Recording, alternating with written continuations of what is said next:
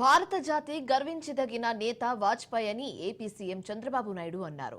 వాజ్పేయి శత జయంతి సందర్భంగా ఢిల్లీలో ఆయనకు నివాళులు అర్పించారు. దేశం గురించి వాజ్పేయి ఆలోచించే తీరు విచక్షణమైనదని తెలిపారు.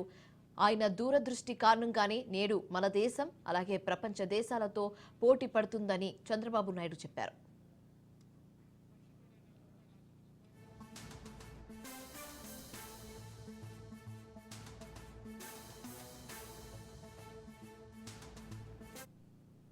భారత జాతి గర్వించదగిన నేత వాజ్పేయి అని ఏపీ సీఎం చంద్రబాబు నాయుడు అన్నారు. వాజ్పేయి శత జయంతి సందర్భంగా ఢిల్లీలో ఆయనకు నివాళులర్పించారు. దేశం గురించి వాజ్పేయి ఆలోచించే తీరు విచక్షణమైందని తెలిపారు.